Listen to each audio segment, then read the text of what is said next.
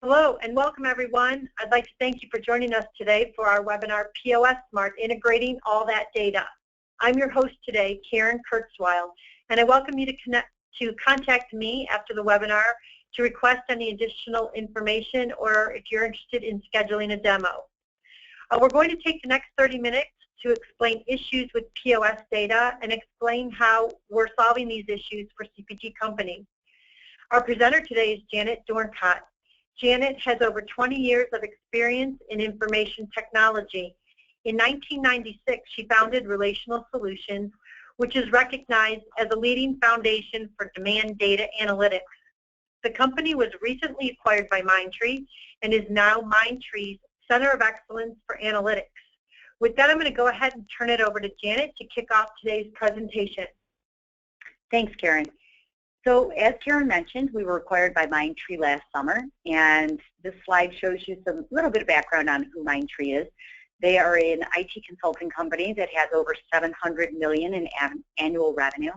We have over 17,000 Mindtree minds, which is what we call our employees, and we're experiencing over 25% or approximately 25% growth year over year. We have a presence throughout the U.S., Europe, and Asia. We have over 40 offices in 14 different countries, and we've got a lot of top high-end customers using our software and our services. So this is a list of where our global presence is. You'll notice on the North America side, we've got Cleveland, Ohio highlighted. That's because we are their center of excellence for business intelligence and analytics, and we specialize in the consumer goods industry, although we do have a lot of experience across all industries. Our experience or our forte specializing in consumer goods is due to the fact that we've developed solutions to tackle the point of sale data issues people have that integrate point of sale with your internal data and with your internal data warehouse. But you'll also notice we've got a presence in Europe, Asia, and India, so we've got a very vast reach across the world. So some of the frustration that a data analyst and data scientist experience are listed here. And I'll go back just for a minute here and talk about some of Relational Solutions history. Our background in data warehousing and business intelligence, again, was across all industries. But what we ran into every time we ran into consumer goods manufacturers, and those manufacturers included Henkel and Johnson & Johnson and Masco brands, very large consumer goods manufacturers. Every time we went into companies like those, we ran into not only the issues associated with integrating internal data, but the issues associated with integrating point of sale data with their internal data warehouse or their internal data period, their master data. Even if they just wanted to integrate point of sale with shipments, let alone integrate it with their entire data warehouse, there were issues associated with that. So what are some of those issues, and why is it such a big deal? Management often has a hard time understanding why it takes an analyst so long to create reports. Well, if you're creating a report where you're using Walmart data, for example, and your Walmart calendar is based on Walmart calendar terms, and you have to create that report that shows Q1 sales for your company, well, your Q1 is going to be January through March potentially, or maybe it's April through June. But a lot of times it's different than the retailers. Most times it is. Very few retailers will have the exact same retail calendar issue. So anytime you need to report to your management based on your terms, there's going to be issues with that data. And anytime you need to align the different retailer data with other retailer data, you've got the same issue. And that's what happens when you try and automate the process. It's a very difficult thing to do if you don't have an architecture in place to streamline that process. So analysts run into the problem of aligning the different calendars all the time. On a daily basis, they're tackling this issue. And it's not an easy thing to tackle, especially when they have to put together cross-retailer reports, because then they have to tackle it for every single retailer and align it with your internal master data. On top of that, they may have streamlined some of the integration. Maybe they wrote some macros to bring in some of that data that they can streamline. Well, all of a sudden your company goes out and they buy a competitor or they buy a complementary company. they've got more point-of-sale data. And now something that the analyst has developed to be streamlined is broken. And that's because those macros won't work if anything has changed. Maybe a retailer decides they're going to start providing you with new data elements. So, maybe they say, we're going to start sending you on-hand inventory. We never sent that to you before. We're going to start sending it to you now. Whatever you've developed to streamline that integration now has to be redeveloped, or it's just going to take you longer to integrate. So you are subject to the changes that the retailers make. You're subject to the changes that your own company makes if they decide to go out and buy another company. You're subject to the changes that the end users want. An end user might say, you know what, I know that's the way that the sales department looks at the hierarchies and that's the way they want to drill down, but I'm part of the finance team and I want to have my own hierarchies. And I'm part of the marketing team and I want to create my own hierarchies. Or maybe I'm just part of a different retail team and I want my hierarchies to align closer to my retailer. So every time an end user has a change that they want, an analyst who's developing those reports has to go in and make those changes. On top of that, you've got week end dates that vary from retailer to retailer. And if you've got a retailer that's got a weekend date that's a Saturday or a Sunday, and your own internal calendar ends maybe on a Friday, those calendars need to be aligned. And so do your hierarchies.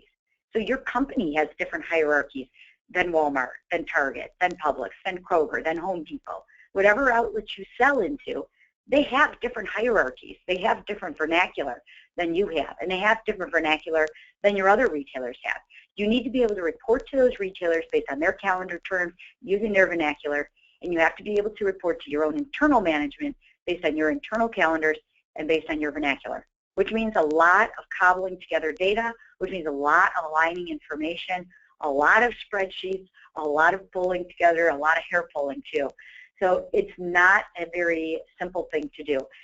Now say you want to integrate shipment information. Well, you have to align your shipments with your sales. How do you do that? Because you're already struggling to align your sales information from the retailers that have different hierarchies. Now you have to align your shipments too. That's a cumbersome process.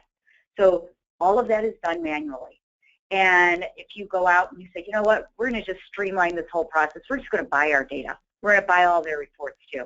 Well, you're spending a lot of money at that point, and you're also using their algorithms and using their averages. There is a margin of error in those calculations. You're not using true POS. Now, what if you go and you say, you know what, management makes the decision that they're going to switch from IRI to Nielsen, or maybe they're going to buy Walmart from Nielsen, and they're going to buy CVS from Retail Solutions, and they're going to get their target data directly from Merch IQ. Well, those are all different data sources. How are you going to now cobble those together? So every time the source of the retailer changes, there's an issue for those analysts. And every time you switch data providers, analysts are stuck going back trying to figure this out. We see analysts being some of the hardest working people because they are the ones working late to accommodate the changes that the user just asked for. The user might think it's a simple change, but it's never a simple change for an analyst. On top of that, they might only have EDI 852 files or EDI sources for their point of sale data. Unless you've got an EDI translator and unless you've got that EDI data aligned with your internal data, a lot of times those EDI files sit stagnant on a mainframe somewhere even, or in some Oracle database or SQL Server or an SAP. They sit there because using them is extremely cumbersome. So these are the issues and the frustrations that a data scientist and analyst run into on a day-to-day basis. So what happens when your data that you're analyzing is late? Maybe you're just using syndicated data because all those other data sources are too cumbersome to work with. Well, if you're getting your data from a data provider, oftentimes that data is daily, but it's delivered monthly, which means that the data you're reporting on is a month late in many cases. With POS Smart and with Blue Sky, we're using daily data as frequently as we can from the retailer direct or from those raw data feeds so that we can keep that point of sale data updated on a daily basis for you. You might still be buying data from those retailers those third-party data providers, and that's fine. We can integrate that data. Oftentimes you're buying competitive information or data that's coming in from maybe demographic information, and maybe you're also buying raw data feeds from them. That's great. We love data. The more data you're buying, the better. But you don't necessarily need to be buying all those reports, because once we start pulling that data in on a daily basis, you're getting faster access to more accurate information that's already in line with your internal data. In this case, this is an example where our project included in the first couple of phases 30 retailer POS sources. And we were able to then look at data on a daily basis, redirect shipments, and really improve out of stocks greatly. So making sure that that product was on the right shelf at the right time, and not finding out a month after the fact that you were out of stock for 3 days last month. We call the POS Smart database the Truth Database, and that's because we run our integration processes. We run that point of sale and the third-party data and even our internal data through over 200 cleansing and validation processes. We fix the messed up UPC digits that you run into when you're using raw data feeds from the retailers. We're fixing duplicate data, or we're identifying missing data. All of these are common issues everybody runs into. We've designed processes to fix those things. And then once we've designed that, or once we've applied that to those different retailers, we're aligning it, we're cross-referencing it with your internal information, we're applying the business rules that should be applied, and we're loading it into our data model that's designed for fast query performance and also for accuracy. In addition, that data model is designed to enrich the data, which we'll talk about in a little more detail shortly, and also supports the various retail calendars as well as your own internal calendar. So you can create that report for your retailer and recreate it dynamically for your own internal management team that needs to see that information based on your calendar terms. Bottom line is, we're streamlining that data gathering process, so we're creating much more efficiencies within the organization. Your employee productivity goes up, and your meetings are much more productive because the information you're reporting off of is fast, clean, reliable, and consistent. So what is POS Smart? People often use the term demand signal repository to describe POS Smart. We actually coined the phrase enterprise demand signal repository because there's a lot of confusion in the market behind what is a demand signal repository. Oftentimes, if a report has point of sale or demand data in it, it's classified as a demand signal repository or a DSR. That is not our definition. In our case, it is an enterprise demand signal repository. What that means is we're taking that point of sale data and we're integrating it with internal data to leverage that point of sale data not only for retailer reporting, but for the reporting needs of everybody in your company based on their permissions, based on what they're allowed to see.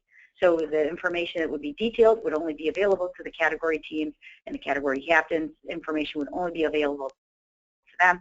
But data that needs to be rolled up, like revenue for retailer X last month, that can be rolled up, streamlined, and integrated with other retailer sales to automate the development of a cross-retailer report, for example. We're also harmonizing that data. It includes the integration processes designed for all of the retailers. It's got the retailer mappings built in. It's got the syndicated data provider mappings built in. We're applying the different retail calendars that we talked about. We're integrating their different retailer item numbers and aligning it with your internal items. We're enriching that data with our report matrix. The report matrix is a table within our database that has over 200 measures where we're gleaning new insights based on limited data that we might be getting. So you might have one retailer that's only providing 5 data elements, and then you've got companies like Walmart that are literally providing thousands of data elements. What we do with the report matrix is we take those basic data elements that are being provided, we apply our own measures, and then those measures are dynamically calculated and incorporated into any of the reports that you want to have automated. In addition, your end users, if they're power users, have access to create new reports completely on their own. They do not need to pick up the phone and call us and say, we want to change a filter. They can change that filter on their own. In addition, they can take that point of sale data that we've got integrated with the syndicated data and potentially with your shipments or your trade or your plans, and they can integrate it with their own internal product groupings, for example. They can pull in their own shipment information that they want to align. So there's a lot of power behind the user interface, and the user interface is called Blue Sky. So the entire architecture is called POS Smart. The user interface with which the end users see and create their reports and receive their reports is called Blue Sky. So the way that architecture, the way that breaks out, this is our smart architecture, and this is an example of various sources that we just a sampling of retailers. Obviously, we work with over 200 retailers, but these are a sample of where you might go into an account and say, they might say, hey, we want to integrate our top 5 retailers. They might give us some of these. They might give us their distributor data. We might get access to their internal information. Maybe they've got their shipments in an SAP environment, or maybe they've got their data warehouse on Oracle. These are very common sources for us to work with, and in every case, we're almost always integrating data that's coming in from third parties like Kroger. We're often getting that from Market 6. We're getting point-of-sale data from Nielsen in many cases if we're not using the EDI data directly. So common data sources.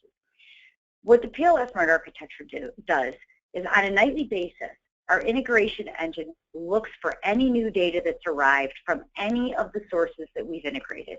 So in your first phase, you might say, integrate Walmart, Home Depot, and Costco along with our shipments. Our integration engine will be set up to look for data from those data sources, plus your shipments, on a nightly basis. From there, after it grabs the data, we stage that data. It's represented in this green box here. So we stage that data. In that staging area, we apply your business rules and we cross-reference that information, and then we load it into the POS Smart database. The power users are then able to query that database and schedule reports to run. Any reports that were run are then cached on the server, and your end users are accessing those reports every morning. So the reports are cached and available for them. They're not waiting for queries to run. They're not waiting for a query to every time they want to filter on something. Their reports are run, they're cached on the server, and every time they change a filter or change a sort or create a calculation, whatever they want to do, it's dynamically done on a small footprint on their local PC, so it's immediate response. In addition, if we say started with these 3 retailers that I mentioned, Walmart, Home Depot, and Costco, along with your shipment data, down the road you might say, now we want to integrate these dozen retailers, and we would then integrate that into POS Smart. You might then get your marketing team that says, hey, we want to look at that sales information compared to our trade plans. And maybe our trade plans are on Demantra in Oracle or CAS in Accenture's CAS or something. This architecture and the way that the data model is designed allows us to add other subject areas so we can integrate trade and shipments and forecasts and budgets and other things that are relevant for different groups to give you more insights into your sales and really give you a complete 360-degree view of your business. In addition, we're able to clean that data and target other applications like a data warehouse or like a TPM solution. But the smart architecture looks like this. Under the first bar, you've got your underlying architecture where we're integrating that data. You don't necessarily see that. The end users are using Blue Sky to query and create reports. We also leave the architecture open, so if you wanted to use other business intelligence tools, you could do so. So if you're already used to using a Tableau or QuickView or Business Objects or Cognos, you can use that to access the data as well.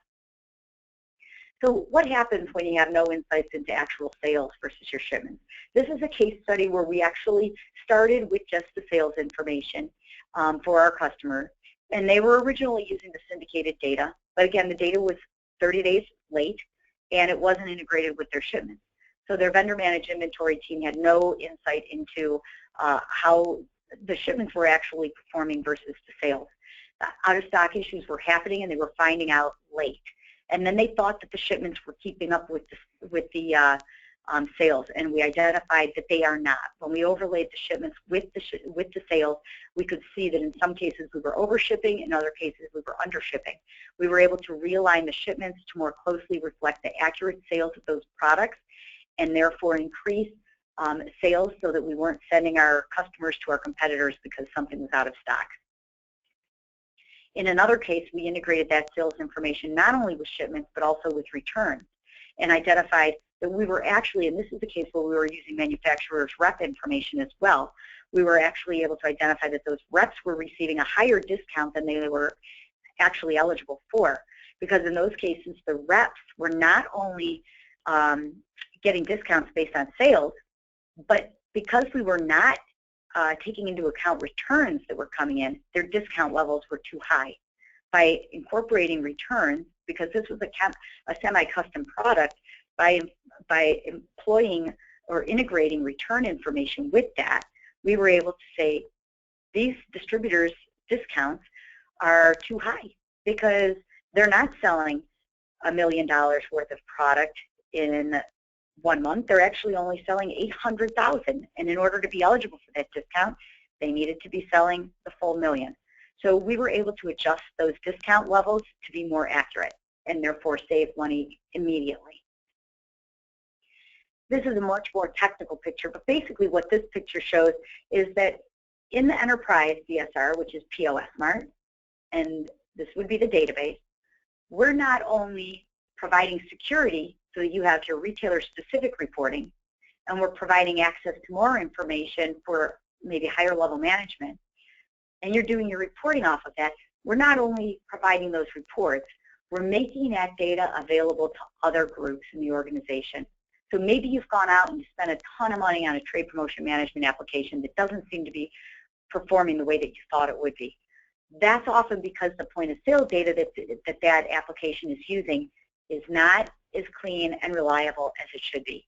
So by implementing a solution like this first, we're able to feed that information into a TPM application, for example, or into a forecasting application to make sure that that information that is being utilized is accurate and therefore improving the productivity of those solutions as well. Now, one example that we have is where we've also integrated trade. We actually developed a full-blown application because, and we call it Trade Smart. And the reason we did that is because there are a lot of companies, most CPG manufacturers spend about 20 to 25% of revenue on trade promotions. It's one of the highest costs that a CPG manufacturer has. So we streamlined a lot of the integration process, and we developed an application called Trade Smart. It piggybacks off of the POS Smart architecture by utilizing that point of sale data, but we have a data model that's designed to also then integrate plan, cost of goods sold, shipments, forecasts, and budgets. By integrating those data sources, we're able to calculate return on investment, not only for the retailer, but for your company as the manufacturer. We're also able to pinpoint where those promotions are effective and where they're not effective. So in this case, we have a customer that was only had about 10% coverage. And 10% is actually on the high end for CPG manufacturers. They're using the insights that they're getting from 10% of their retailers and assuming that that's the case across 100% of their promotions that are being run at every retailer. And that's simply a very poor method. You're using hunch. You're basically saying if this is occurring at 10% of our retailers and it's successful there, then it must be successful everywhere. And because it seems to have worked last year, it must be working this year too. That's not very factual-based decision making. So by integrating the point of sale data with the plans, we're not only able to see 100% of coverage, we're actually able to reallocate money that was being spent on retailers that were having ineffective promotions and reallocate that money or simply save that money. So we're improving trade promotion effectiveness by integrating point of sale with the plans and the cost of goods sold. And at another company, we did something very similar because, again, we were able to more accurately identify ROI. In this particular company, they estimated 40,000 man-hours were saved every year, and that they increased their coverage from 10% to 90%. I now believe that coverage is much closer to 100% because we've tweaked a few things to improve the coverage for them and ensure that they are running effective promotions and that they're discontinuing ineffective promotions, but there was a significant savings for those customers. The user interface is called Blue Sky. We have multiple versions of it. The Analyst is the power user tool. The power user can create new reports and share those reports with end users. Those users are called viewers. They're able to still filter, drag, drop, drill, sort, create their own hierarchies, create their own calculations, create their own charts. It's a very powerful casual user tool. They just aren't doing ad hoc reports. But in a report that they do receive, they can refresh that at any time. We also have dashboards, and we've got an Excel plugin. So for your users who prefer to use Excel, they can download our Blue Sky plugin, create the Excel report using our plugin, and then any Excel report that they build can be dynamically refreshed right from within Excel. In addition, we integrate with very common mobile apps, visualization tools like ClickView and Tableau. Those seem to be the most popular right now, at least from what we've seen from our customers. With that, I'm going to turn it back over to Karen to answer some of the questions that have come in. Okay, we did get a few that we'll try to address here. Our first was, if we had POS Smart, could we reduce costs of buying third-party data? The answer to that is definitely. Many of our customers do that. Now, we aren't data providers, so you would still need the data providers to get you the data that you might require for your reporting. Sometimes you can go directly to the retailer and get that data, and oftentimes you're already getting the EDI files and just don't know it. You can often go to your EDI person and say, hey, are we getting the 852? If we are, then we can use that point of sale data and you can save the cost completely. But oftentimes customers like the calculations that those syndicated data providers are providing, so that's good. But you can also go back to those data providers and ask just to buy the raw data. In those cases, you may want to then reallocate that money and say, boy, we were buying all these reports before, we're able to recreate the reports using our own baselines and calculations, but let's spend money on their syndicated or their demographic information or our competitive data that we haven't been able to afford. So the answer to that is definitely yes. Okay, we have a question here from Bob. How often is the POS Smart database updated? It's typically updated on a daily basis. However, if you're only getting certain data sources weekly and you're getting other data sources daily, we can only update the new data that's arrived. So you might buy demographic data on a quarterly basis, for example. Well, the point of sale data from 5 of your retailers we might be getting daily, and from 2 of them we might only be getting weekly for some reason. Maybe that's the way the retailer is sending that data. It is updated as frequently as we can get that data. So usually daily, and sometimes people even ask us to update it more frequently than daily. We can schedule that to be updated as frequently as you want, but daily is most common. Okay, we have time for one more here. I have a question from Dan. If I create a new report in Blue Sky, does it automatically update or do I have to recreate it each time? No, you understood that correctly. It does automatically update based on the schedule that you've created. So you can say, here's the report I created. I want this to update on a weekly basis and automatically go out to these 20 sales reps that I'm supporting. And then it would go out just that weekly. Now, a sales rep might get that report and on every Monday and decide, hey, it's Wednesday, but I want my information updated to today because I'm calling on my buyer today. They can refresh that report. So just with a simple click of a button, all they have to do is click refresh. But yes, those reports can be updated daily, weekly, monthly, whatever scheduled basis you put them on. Okay, we wanted to thank everybody for your time today and your engagement, and we invite you to follow our Relational Solutions training blog by going to our website at relationalsolutions.com. If you're not already a member, we want to invite you to join us on LinkedIn under the Demand Signal Repository Institute group. We regularly post updates and industry information there, so be sure to check us out. Again, a reminder that today's webinar will be posted on our Relational Solutions YouTube channel, and you can stay connected with us by following us on Twitter and Facebook. We welcome you to call or email myself or Janet with any comments, questions, or feedback, and we look forward to hearing from you. Thanks again for your time today, and take care, everyone, and have a great day.